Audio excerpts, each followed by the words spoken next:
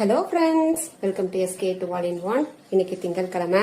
Breakfast lunch என்ன பண்ணேன்னு பார்க்கலாம் வாங்க. முதல்ல லஞ்சை காமிச்சிடுறேங்க. லஞ்சுக்கு சாதம் குக்கரில் வச்சுட்டேன். பசங்களுக்கு பரட்டின பால் சாதம் கொஞ்சம் இருக்கு, தயிர் இருக்கு, ஊறுகாய் இருக்கு. இதுதாங்க எங்களோட லஞ்சு. நேற்று கோயிலுக்கு போயிட்டு வந்தனால அங்கே நான்வெஜ்லாம் சாப்பிட்டனால இன்னைக்கு சிம்பிளாக பண்ணிட்டேன். அதனால தயிரோட விட்டாச்சு. அடுப்பு திட்ட க்ளீன் பண்ணி அடுப்பையும் க்ளீன் பண்ணிட்டு பாத்திரம் எல்லாத்தையும் தேய்ச்சி முடிச்சிட்டேங்க. ஊறுப்பட்ட பாத்திரம் இருந்தது, எல்லாத்தையுமே தேய்ச்சி முடிச்சிட்டேன். தேய்ச்ச பாத்திரத்தை வெளியில் கமுத்தி வச்சுருக்கேங்க.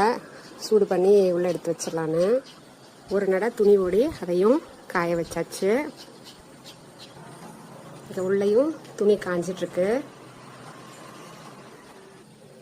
இன்னொரு நடை துணி ஓடிட்டுருக்கு. இன்னும் ஒரு 1/4 மணி நேரத்துக்கு வேலையா அதுவும் முடிஞ்சிடும்.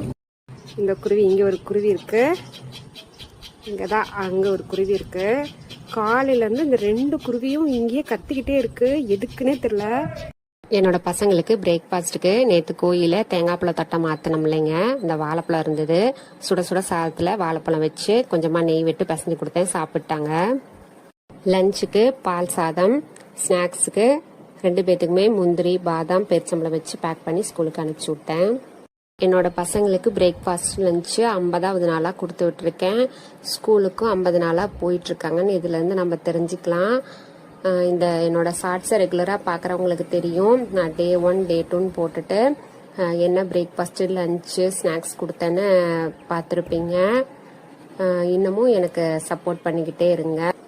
எனக்கும் என்னோட ஹஸ்பண்டுக்கும் ஆரியக்கூழ் பண்ணிட்டேங்க. அவருக்கு வெங்காயம்லாம் கட் பண்ணி போட்டு உப்பு போட்டு மிக்ஸ் பண்ணி அவருக்கு ஊற்றி கொடுத்தேன், குடிச்சிட்டாங்க.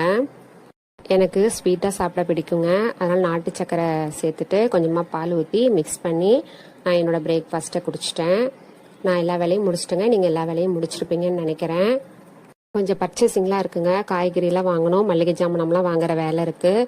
பைப்லாம் உழுதுகிட்டே இருக்குது. அந்த பைப்லாம் வாங்கி ஃபிட் பண்ணுறதுக்கு நாங்களும் கடைக்கு கிளம்ப போகிறோம். தேங்க்யூ.